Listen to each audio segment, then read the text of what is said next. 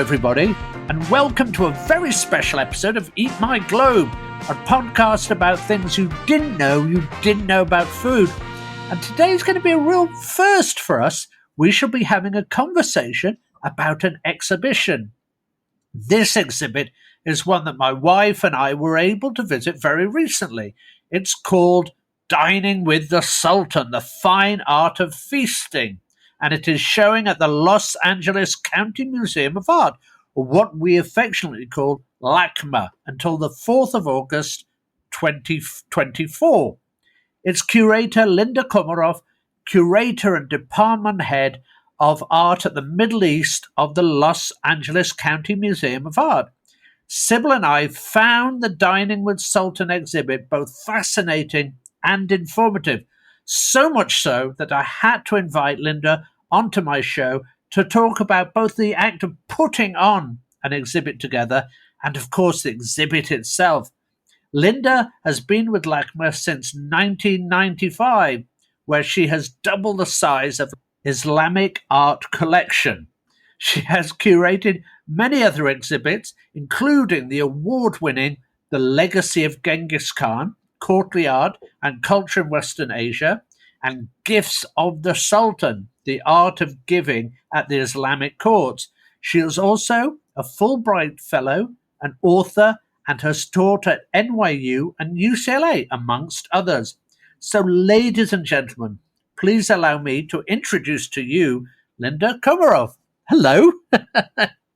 Hello. It's really nice to meet you, Simon. It's fantastic to meet you, I can't tell you. Let's talk about the exhibit itself, if we may. When does an exhibit like this begin to take shape? Are you doing it 4 or 5 years ago? Are you doing 2 years ago? I mean, how does this, because I don't know much about it, and it's such a beautifully organized exhibit that I imagine it would take a long time to put together. Yes, it's often a labor of love to do an exhibition on this scale, because we have 250 works of art from about 30 different lending institutions and private collections. I think I started thinking about it as an exhibition around 2018. Oh, wow. Which doesn't mean it occupied all my time, but an exhibition of this magnitude does take a certain amount of time. On the plus side, there are so many works of art from various collections that would fit it in within the parameters of the exhibition. It was more deciding what to ask for in terms of loans or what to use from our own collection, and we've included 50 works, to keep it smaller. I had to keep thinking a little bit smaller, and even 250 works is very, very large. Yeah, I was going to ask about that, because I'm sure, LACMA has amazing relationships with lots of other museums around the world, be it in the Middle East or be it anywhere, like the British Museum, which I'm a fan of as well. So how do you look at what's available? Because they've all got such, or a lot of them have got amazing collections of Middle Eastern work. How do you even begin at that? Well, one could presume, because I've been working in the field of Islamic art for a very long time, in fact, my entire adult life, I know the collections of other museums. And then fortunately, so many collections are online now. And a key element to being able to borrow from other museums is to have a good relationship with my counterparts at the other museums, because that's a starting point. And it's up to the institution whether or not they'll lend, but you have to start with the curator, and you have to figure out how not to be too greedy, and what the plans are for that other institution for showing some of the works of art that I'm requesting. So it's a real balancing act. And then even after you've gotten the preliminary approval of the curator, some of the loan forms weren't even finalized until a few weeks before the works of art were due to ship to Los Angeles. So it became a bit of a nail biter. Oh, wow. I don't even understand how that works. But it's what you... Well, we're all part of the same community, and most of the museums we borrow from host their own exhibitions, and they want to borrow from us. So it's reciprocity. But as I said, we're all part of one big family, and we understand how we need to borrow for certain types of exhibitions and how we need to be generous with our loans. I love that, because what I was saying in the next question I wanted to ask, which is about that, how will the people around the world be able to see this exhibition? Because I know that you can have online, you can do all of these things, but people need to see this in person because it is so fantastic. And do you ever have these exhibitions moving to another exhibition, or because again, I say I always have a lot of time for the British Museum because that's where I'm from and I live very close to it and that sort of thing. So I'd love, because we have people from all over the world. I'd love to know if they can see this or if they're just going to be looking at, online or things like that. Well, the exhibition is traveling, so it will open at the Detroit Institute of Arts on September 22nd, and it will be there through January 5th. And then, as far as we know, the same theme, but with different objects, will be shown in the Museum of Islamic Art in Doha, probably in May 2025. So they are mostly using works of art from their own collection, but they're following the format and theme of Dining with the Sultan. Oh, fantastic. And then there's an exhibition catalog that people can buy. You can buy it online, either from our bookstore or from Amazon, which is just called Dining with the Sultan, The Fine Art of Feasting. There's some things on the exhibition webpage on LACMA's website, which we're going to talk about a little bit later, which is recipes. Which is fantastic. And cooking videos. Yeah, because I know... and that's about it. Well, I at least it's beginning to move around, or some things are beginning to move around, because I do want people to be able to see this, and it is fantastic. Do things like the Damascus Room, will that be staying put, though, or can that be? Because that is so great. It has been shown outside of Los Angeles. It was on exhibition for 2 years at a museum in Saudi Arabia, but I think its traveling days might be over. So that's a huge thing to move around, and 3 weeks to install and 3 weeks to deinstall. So that will be staying put. So anyone who actually wants to see our 18th century period, in our 18th century interior from Damascus, will have to come to LA. Yeah, I know that both my wife and I were so kind of taken by that we loved it. We absolutely did. Now I've tried to get everything that this exhibition contains features on, and I have this from your catalogue. You've got Continuity and Change, the royal cuisine and etiquette from the late antique to early Islamic courts, storing and serving portable water, prefacing the feast, sourcing and preparation, outdoor feasting and picnicking, from the pharmacy, eating for health, music and entertainment, which I really enjoyed, dressing for dinner, which I loved as well, dining across cultures, Chinese, Islamic lands, and Italy, and coffee culture. Are these the features that you decided you wanted to showcase right at the beginning of the event, or is this something that, again, not knowing how you organize these, is this something that developed organically? How do you do this? It's something that developed organically. To begin with, I cast a very wide net and looked at a variety of objects. But once the checklist began to come together and I knew what we would be able to include in the exhibition, I started looking for ways to organize it. Because I didn't start out from the beginning saying I want to do this, this, and this in this order. It was more about, as I said, casting a wide net. And then I decided to organize it in that fashion because it seemed to make sense to do it that way based on the objects that I knew we would be exhibiting. And I thought it would give visitors a richer experience. Since there's no signage in the exhibition that says this is dining across cultures or this is that, it's possible that visitors aren't noticing that. But I'm not one of those curators that wants to insist on my own curatorial narrative and the way of walking through the exhibition. I want people to have their eyes draw them from one work of art to another and take away whatever they choose to. And especially in the exhibition space we have in LACMA, there's one main entry into the exhibition and there's two from the side. So you never know where people will be entering from. And so I want there to be, really stunning and visually striking works of art everywhere that will engage our visitors. I love that. And because that's how I tend to go into things. I go in and I'm like the guy who looks at the shiny, brightest things first, but then gets into the little things. And that's how I spend my time. And I think if you start doing the the narrative of this, I think it takes away from the spectacle of it. And okay, I discovered the same thing myself. That's exactly what I do when I visit an exhibition. I walk through it once to see how big it is.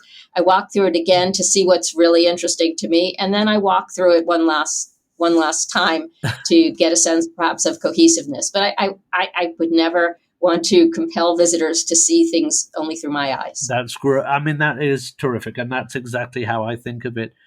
And what do you think, though, with hindsight? And that's a horrible thing to mention now, once the exhibit is going on.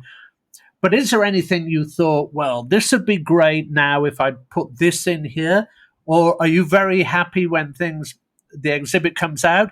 I think I'd be kind of slightly worried that something wasn't put in, because that's me worrying about it rather than any what do you call it, people coming in to see it. But I'm sure you might have a different opinion.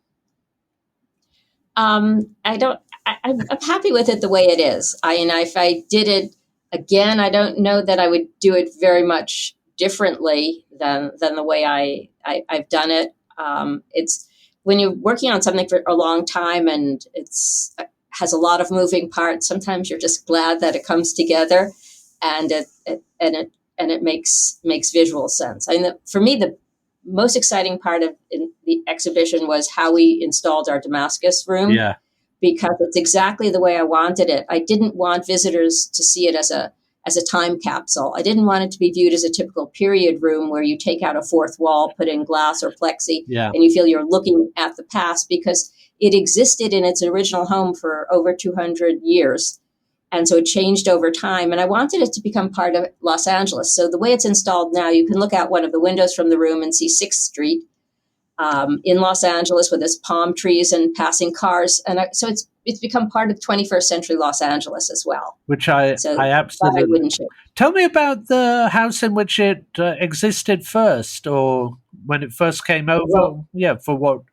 It belonged to a house that was torn down in 1978 in a quarter of Damascus, which no longer exists. It's the Al-Bassa quarter. It was outside the historical district, so it wasn't protected. And so all the historical buildings were torn down to make way for a road.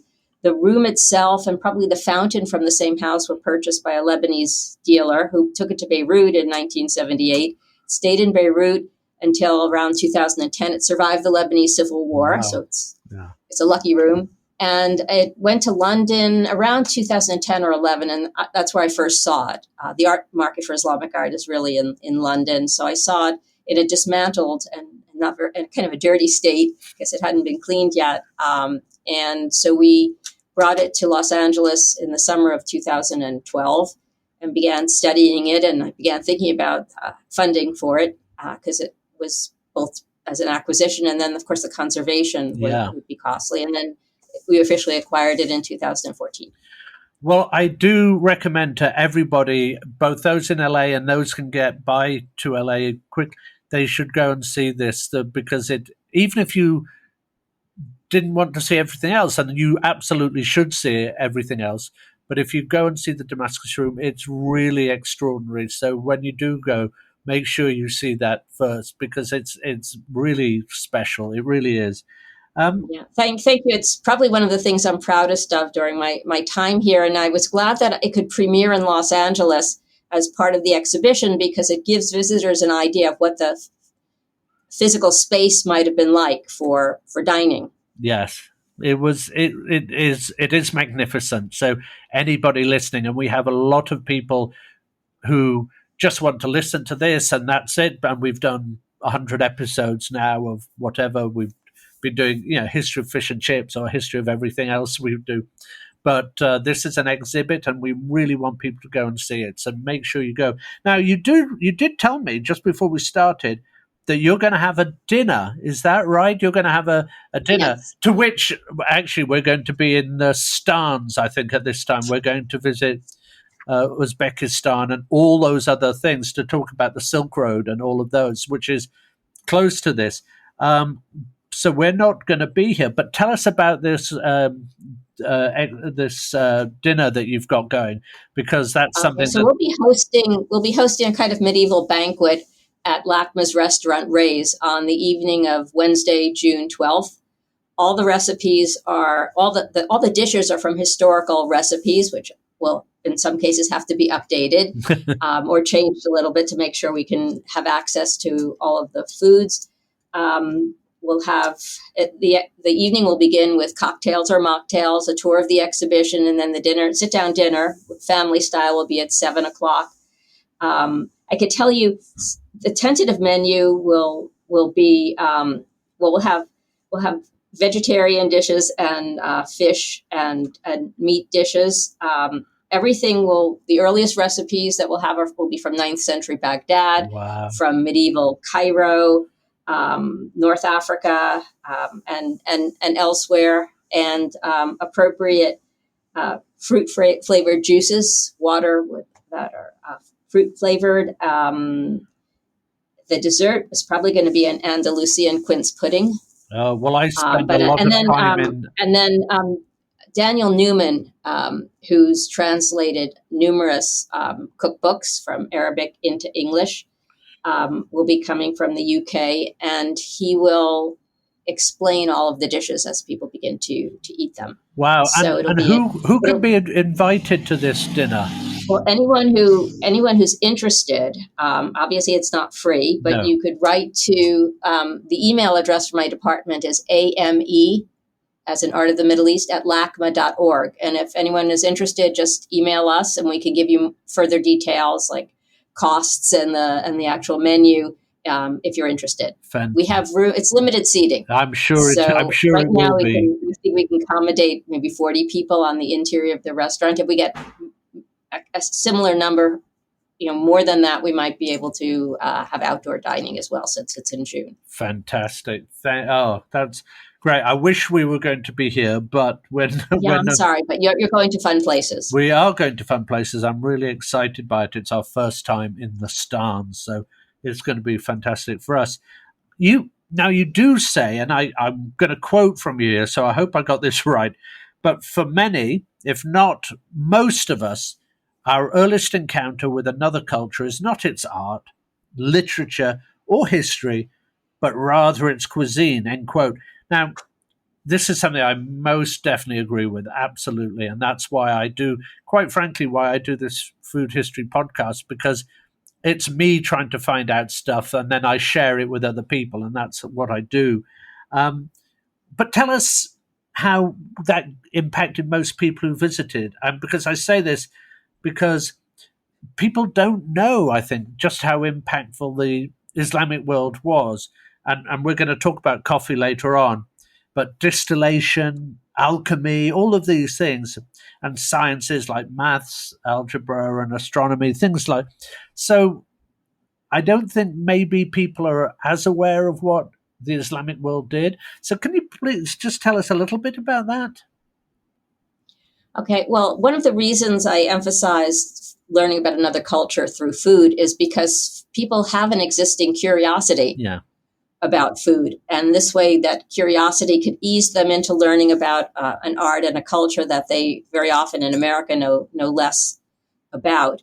And it's in terms of like the installation of the exhibition, I felt we didn't need a lot of explanatory labels, for instance, because everyone recognizes a cup, a plate, a bowl, a ewer, spoons. And I always point out to visitors when I'm with them that maybe their spoons at home are not jewel encrusted the way the ones in the exhibition are, but they can tell that they're spoons. So that's to me important, that you have a level of comfort when you're walking through an exhibition and you don't feel intimidated because it's something that you've never experienced before. So food is a way, like the exhibition that's the cousin of this one, Gifts of the Sultan, that I did in 2011 and 12. Everyone knows about gifts and gift giving and likes to receive gifts. And so in this case, everyone certainly knows how to eat. And most people enjoy eating and enjoy making food for friends and family. So I just thought it would be an easy transition. Some of the takeaways would be, of course, foods that that visitors didn't know originated in the Middle East. Like the biggest shock to people, I suppose, is that Swedish meatballs actually come from Turkey, where they're known as kufta. But foods, and we have this on. There's like a monitor that with a map that goes through some of the foods that were introduced from the Middle East. So we know lemon, watermelon, eggplant, all come. They don't originate in the Middle East. Most of them come from South Asia, but it's through the Middle East that they begin to be grown elsewhere. I think one of the most important things that comes of this is dining on glazed ceramic wares, which we don't think about how recent that is, but it's really through the Middle East, through Spain, and then into Europe that we come to be eating on such type of tableware, and it's because it's cleaner, it's healthier, and relatively inexpensive. And I think in America, it's probably only into the beginning of the 19th century that we began eating on glazed ceramic tableware. Certainly earlier in Europe. That's interesting, but I know because I was talking to someone earlier, in fact, about 10 o'clock, 9 o'clock, about forks, coming through from that area, and as I said, from the Silk Road, this was kind of the center of it, and you had India and China delivering things to there, and then there's the groups that went all around Europe, and that was, I think, one of the special things because they brought that food from there, and I love that, and I love Spain because I've been to Spain 100 times now. And that, to me, Andalusia is a special area for me because my family had a home there. So these are, I think, just going to be great things to tell to people. I love that. So we do have historical forks in the exhibition that were excavated. Yeah. They're from the Louvre. They were excavated at Susa in Iran. It's not generally agreed upon if it's through Byzantium or through Persia that forks are introduced, but it's only really in the 16th century in Europe, and then it's still not widespread that people are eating with forks. Yeah, I always talk about the one from Byzantium where the lady goes over to Italy and has this fork, and I think the papal thing said she will be spat on by the I don't know whether that's said, but she will be spat on by the papal delegates for having this fork. And it's just this weird thing that I find when I was doing a thing on forks in my thing. Did you hear something like that?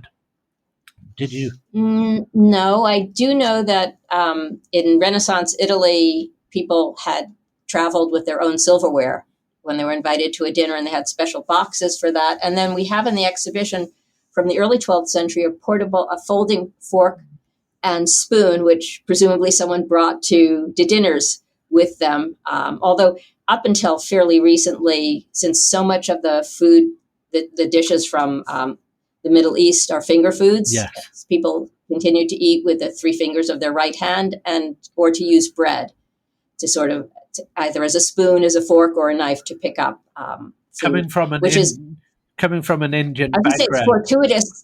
It's fortuitous in terms of the glazed ceramics because they're not scratched by forks and knives. They're in much better condition because they were never touched with something sharp. I love that. Again, all of this comes together. Now, this is something I wanted to... So I think the Islamic tradition, I may have got the date wrong, but I think 632 CE would be... That's a death of the Prophet. Yeah. The Hijra begins in 622. Yeah. So if we carry that on to the 9th century, there's a gap in between. And I wanted to see when it developed at the fine dining area later on, but was there like gradual parts of it, or how do you describe that? Well, so it's really in 9th century Baghdad, which is the capital of the Islamic world, where you have this burgeoning of great food culture. Before that, you have Islam begins in Arabia, and we know relatively little about the dining traditions there, except they were not very varied.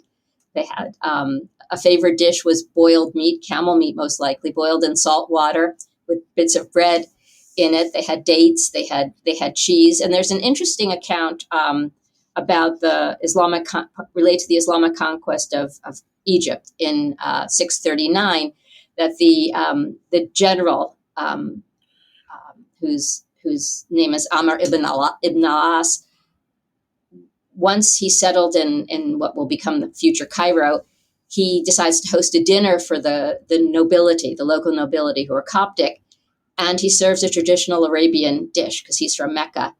And there's no reaction from his dinner guests. In fact, they seem a little bit repulsed by the simplicity of the meal. Because Egypt had a much richer cuisine. They would have had fish, they would have had produce. And anyway, he hosts a second dinner and he serves only local dishes, and they go away happy. So it may be an apocryphal story, but it tells us a little bit about how in early Islamic era, the food culture of Arabia was understood. So what happens is that Islam spreads over a very large area of the Middle East, and fairly rapidly all the way into Spain by 711. They begin to absorb local food cultures and especially local produce. We know that agriculture changes, especially beginning in the later 7th century, and a whole array of crops are introduced, mostly from South Asia.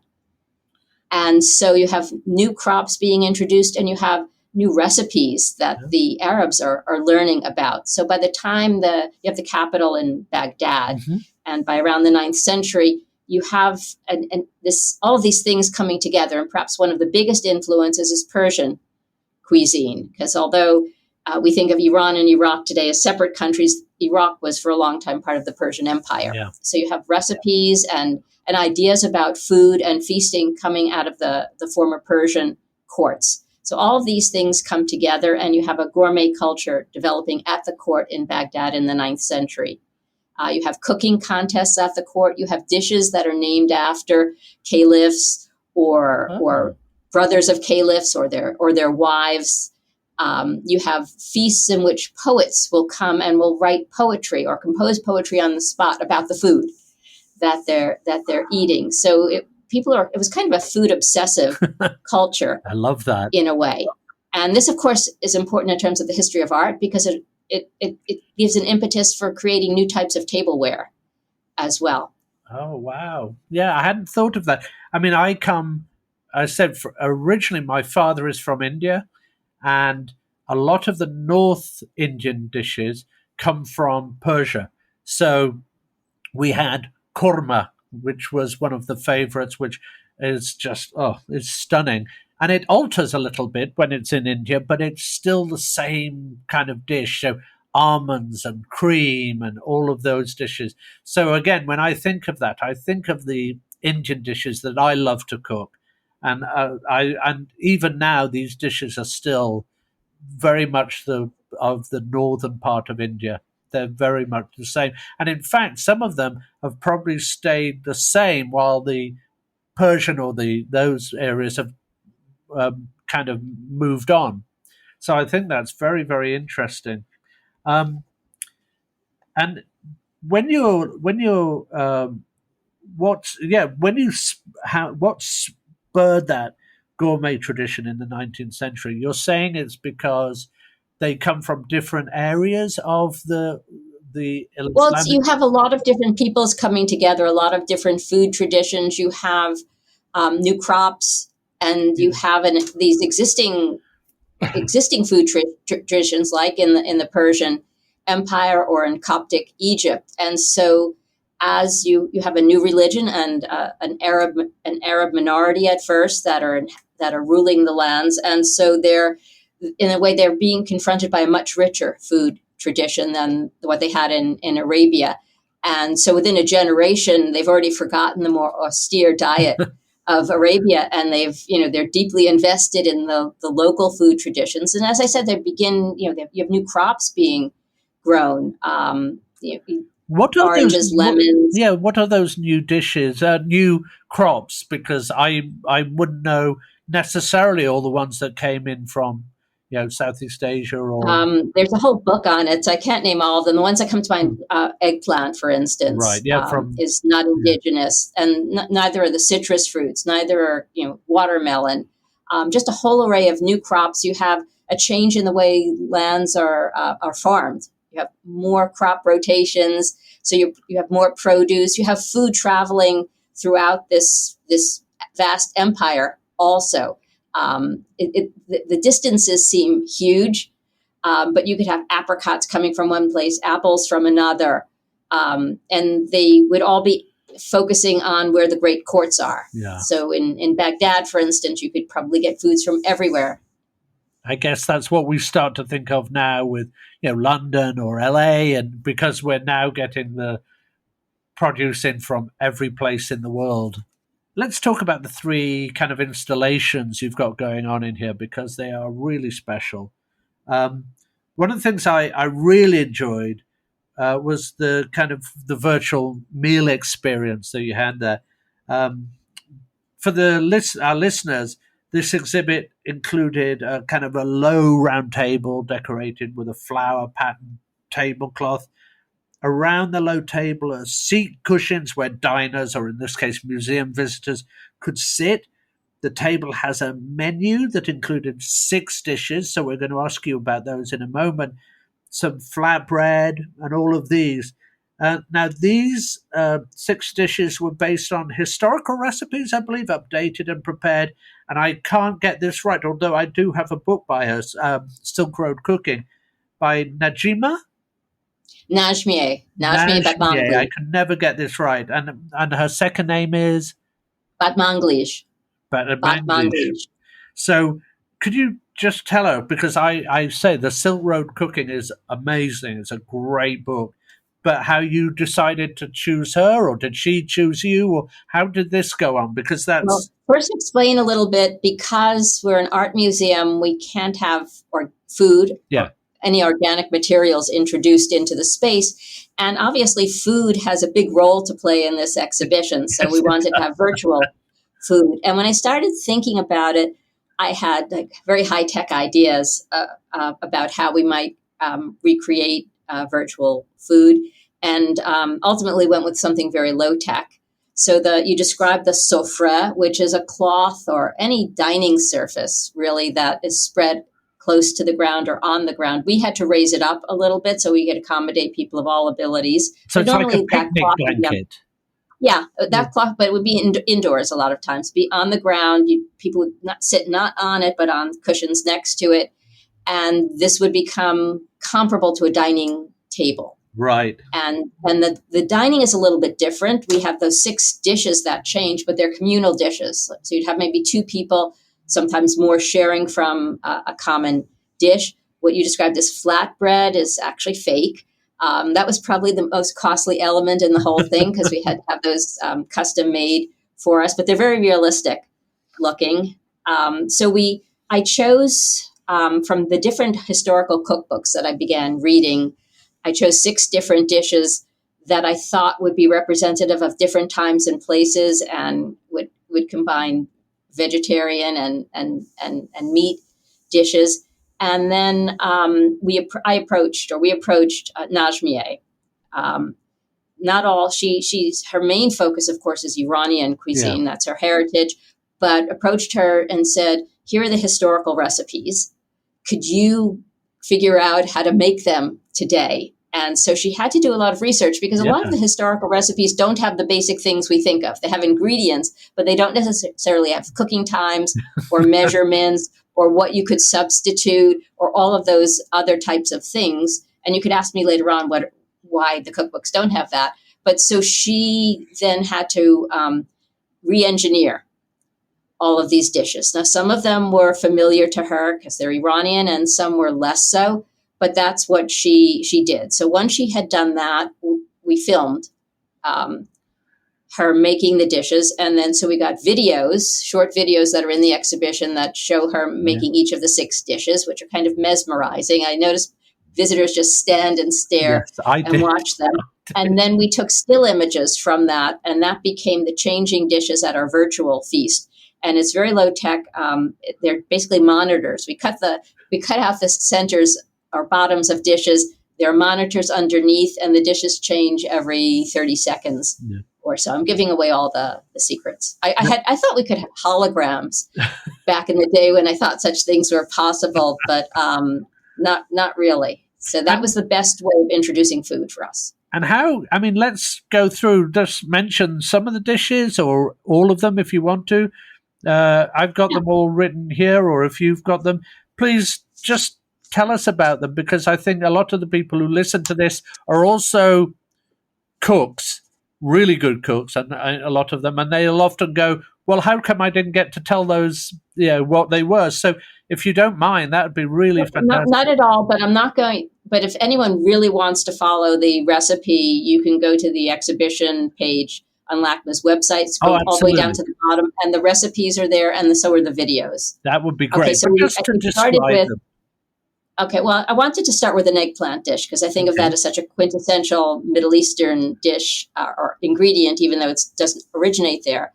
So we have batinjan mashi, and in medieval Arabic, mashi means in a sauce, but in modern Arabic, it's stuffed. So Najmieh decided to make it both stuffed and in a sauce. So she changed the recipe a little. So this comes from a 10th century cookbook, but it's a 9th century recipe. And it's attributed to the brother of the Caliph Harun al-Rashid, that he was the originator of that. Because as I said, people, whether they're at the court, royalty or not, they were so interested in cooking. And so you have both men and women who have dishes named after them that they experimented with, or more likely they asked their chef to do it. They said what they wanted, and that was made that way. Another one is mahimas, which is from chickpeas. So it's a chickpea broth with chicken primarily. This is also from the 10th century, and again, it came from a caliph, and in the 9th century. And it's interesting that chickpea broth was considered to be more nourishing than the actual chickpeas themselves, which were thought to be gaseous, which many of us know is true. It's true, but they're also thought to be more nourishing. I love those chickpeas because in fact, they're the biggest thing I keep in my pantry because I use them for, Indian cooking. I use them for Spanish stews I use them for everything. Okay, and then we have a Persian recipe, zerash polo bagush, or with lamb. People in LA, certainly where we have a huge Iranian community, will know it better with chicken. But this is a recipe from the late 16th century from a cookbook.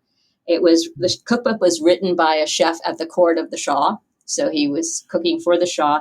And because the Shah allowed him to take time off to make the pilgrimage to Mecca, he writes this recipe book and gives it to the Shah as a present in return.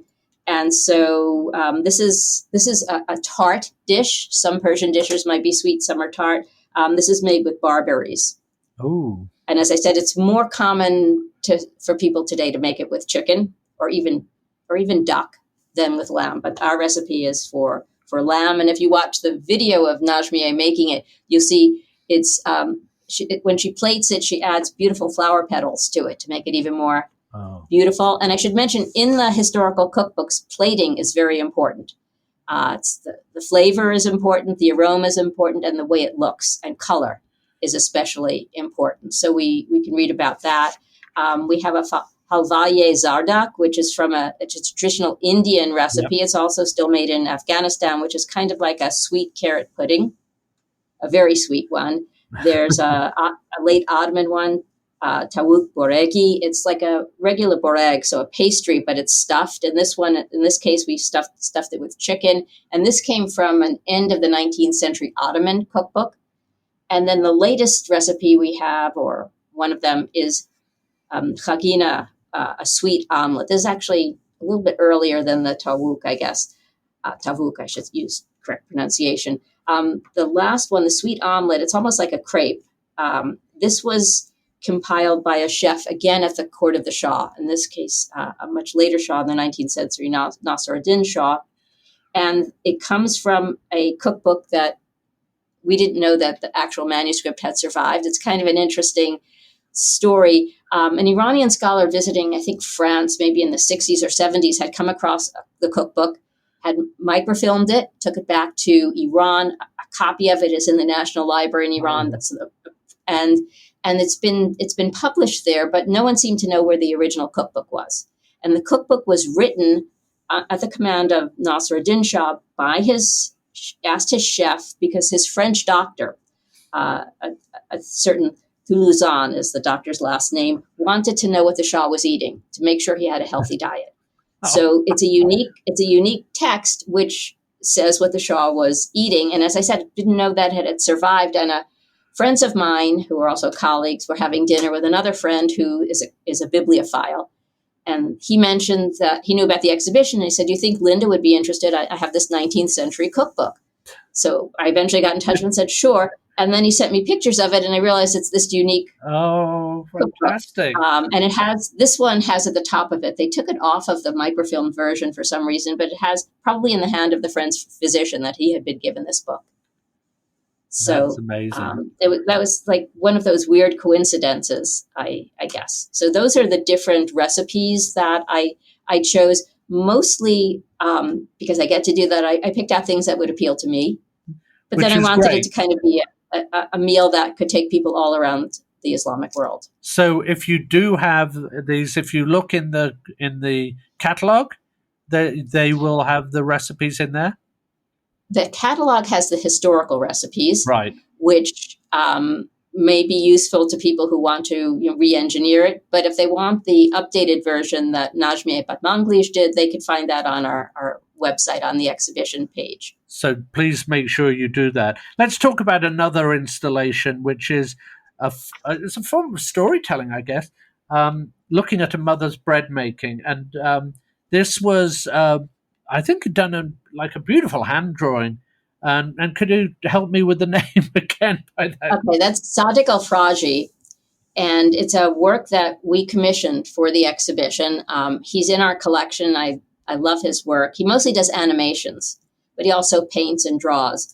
So what happened was, I don't remember exactly when I got in touch with him, but I told him the theme of the exhibition. And he immediately said, "I want to do something about my mother's bread." Oh. And I didn't know what he was going to do. And then over time, more recently, about a year ago, he started sending me some of the drawings that would make up the animation.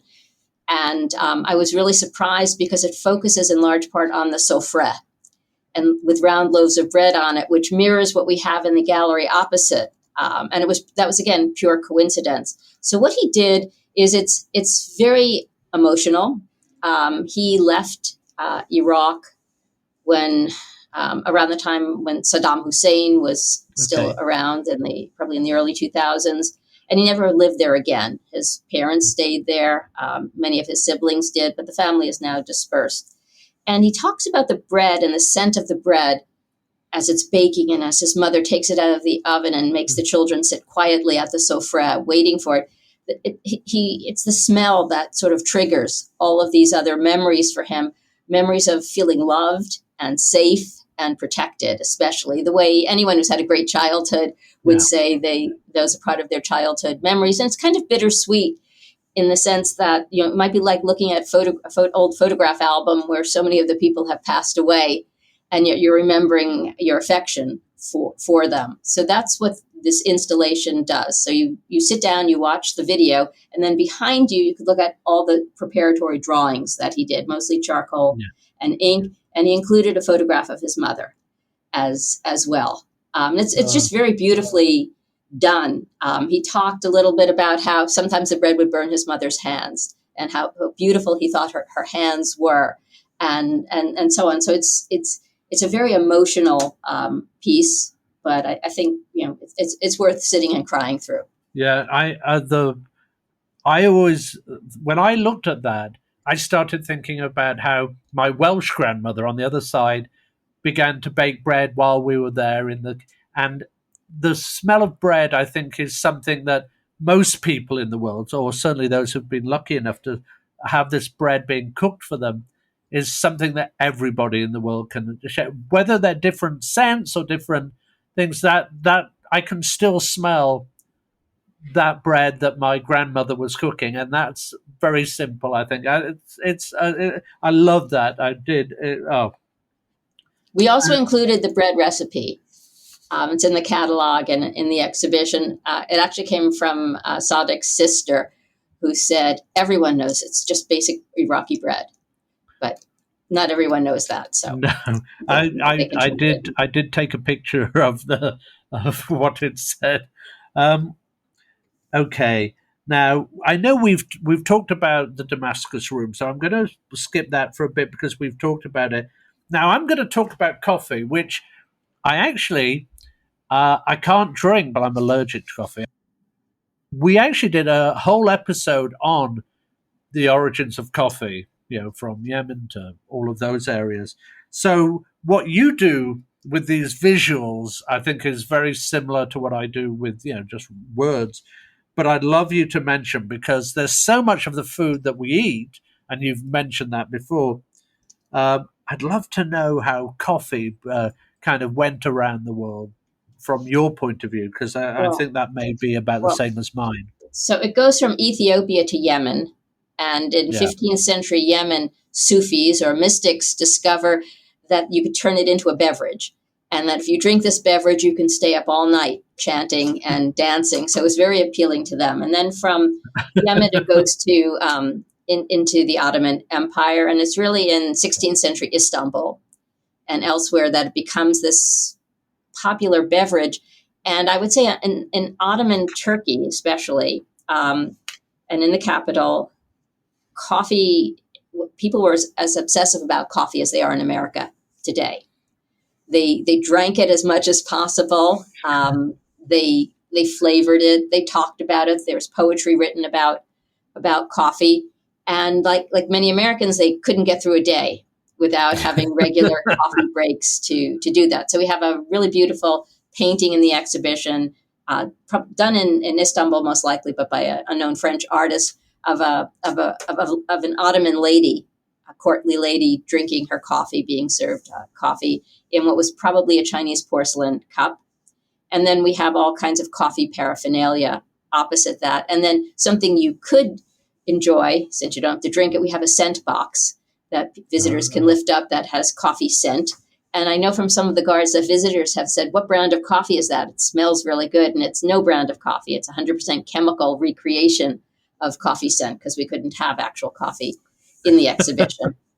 I noticed that you had at the exhibit at LACMA, you had a kind of companion exhibit outside for this Charles White Elementary group. And why? Tell me how that happened and why you thought that was important.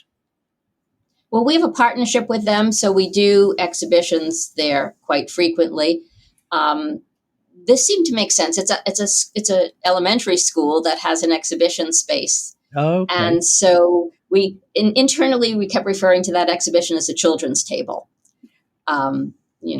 America, Thanksgiving, you have the grown-up table and the children's table, and all the works of art there. I think there's about 60 come from LACMA's collection, and it reiterates some of the main themes of the exhibition, but in a more younger person friendly way. And then students from that school have come to see the exhibition at LACMA, and we hope that others who go to the kids' table will come to the grown-ups table and see the exhibition at LACMA. And do you think that the children from there, which will be what? I don't know as much about, even though I live in LA, I don't know as much about the education system. So how old are these kids? Like 6 to 11, I think. And do you think they'll get anything out of this exhibit when they go there? They have workshops where they're out. They have the opportunity to recreate an object in the exhibition. I mean, it is kid friendly because kids eat too. And you could raise the same question you started at the beginning, like, what is your first contact with another culture? So you could say, what food have what have you eaten that you think comes from a different culture? Kids know from a very early age that pizza is from Italy. Yeah. So you could name any kind of food. It's a very easy way to introduce children to an alternate culture, and one that's outside the Western tradition. And I was going to ask then, because of that, and people in the US, throughout the world, I think, well, certainly the Western world, they have this notion that Islamic and is difficult for them to understand. And I think this is a great position for them to be in, going, all our food comes from there, or certainly a lot of our food comes from there. And I was asking about the Islamic culture, how you manage to kind of put that over to people because who do have this odd view of Islam and all of the kind of things that they're doing, because that must be the hardest thing for you to do in a lot of times. Well, I mean, it was one of the goals of that particular topic for the exhibition. People in the field of Islamic art very often will compile or come up with exhibitions that focus on a particular dynasty, a particular region, a particular medium. And I have nothing against that, and I've done it, but I think that it doesn't reach the broadest possible audience. But if you choose something universal, like gift giving or food, Yeah. It allows people, it breaks down barriers without even thinking about it, because it's something you know, and it's something you could gravitate towards and think, this isn't hard. This isn't hard for me to grasp at all. And I think I can't do anything about the people whose minds are closed to learning. But for people who approach the exhibition and Islamic art and culture with an open mind, I think they'll find that there's more in common than there are differences. And I think that's a first step. I don't think that an art exhibition can fill the vacuum in people's heads about the Islamic world, but it's a first step. It opens a window and someone can say, I think I want to read this book, or I want to take this class, or maybe I'll buy an airline ticket and I'll travel. So that's what it can do. And then, I just think, because that's my field, I think Islamic art is wonderful. Yes, it is. So I think people could begin to learn to appreciate it just on its own. That's great. And so please tell us again about the dinner that you're going to have, and then tell us a bit about how long the exhibition will last. And then we'll move on to some other questions that we do just for fun. Okay, so the dinner again is the evening of Wednesday, June 12th at LACMA. If you're interested in information about it, you can email ame@lacma.org. Okay. And if you want to get in touch with me, you could email that too. Great. And tell us about the exhibit, how long it's going to go on, and how long. The exhibition will be on view until August 4th, and then many of the same works, about 200 of them, will be on view at the Detroit Institute of Arts starting September 22nd. Which will be fantastic. So thank you for that. I think you've done it's an incredible exhibition. It really is. And I don't say that about many things. And it was fantastic. And we weren't going to go. We were, because we were traveling and we had other things outside of LA. But we had this time and we said, no, we must go. And I want to tell you and tell everyone who's listening, if you do have an opportunity to come to LA, you absolutely must go to LACMA and see this exhibition. It is unbelievable. So please do. But now we've got 3 fun questions. And you've just got to answer these. And so I'm going to, okay. And if Linda was a meal, now you could mention Islamic, or you could just say, I want to be a hot dog in blah, blah, blah. You could be anything you like. But if Linda were a meal, what would it be? I was raised in a very meat and potatoes home, and that's my taste. So I would definitely be a meat and potatoes meal. So what would it be? Come on, give us because meat and potatoes is... Pot roast and mashed potatoes are my comfort places. Oh, I love those. Oh, I love all of those. No vegetables, just pot roast and mashed potatoes. Would you put a little bit of gravy, nice gravy on? I would. Oh, yeah. I love I love it from the street vendors right up to the fine dining. So that would be a delicious thing. Okay. If you could go to any meal during history, or a meal in a particular point in history, what would it be? Okay, I would like to go to the meal hosted by that first Egyptian conqueror, Amr ibn al-As. in what became Cairo, but not the first meal, the second one, where he served local Egyptian cuisine rather than Arabian cuisine, because I think it would have been a witness to history there. I think I would join you as well. That does sound like a great one. If you could choose any great invention in history, what would it be? Well, you could tell I'm not a cook because I'd say a microwave. That's the kitchen appliance I use the most. And it's mostly it's not for cooking, it's for reheating takeout food. And I couldn't exist without it. No, that's it. I think the microwave, actually, I use one here. If I've got to heat up sprouts or anything I will put them underwater and I'll put them in the microwave and they'll come up to temperature and then I'll fry them. And finally, if people need to find you, and this is I don't know whether you'll have Instagram or Threads or whether you have an email, but if they can find you on Instagram, X, I think it's called now, Threads, Facebook, where can they find you? Well, I'm not anywhere on social media. LACMA obviously has an Instagram account, and you can try and reach out to me through that. But the email, if you want to contact me, is ame@lacma.org. And your emails will be answered, especially if you're interested in attending the June 12th dinner. Fantastic. Make sure to check out the websites associated with this podcast at www.eatmyglobe.com, where we will be posting the transcripts from each episode, along with all the references and resources we used putting the episodes together, in case you want to delve deeper into each subject. There is also a contact button, so please do let us know if there are any subjects that you would like us to cover. And if you like what you hear, please don't forget to join us on Patreon. Subscribe, recommend us to your family and friends, and give us a good rating on your favourite podcast provider. Thank you. Goodbye from me, Simon Majumdar. We'll speak to you soon on the next episode of Eat My Globe.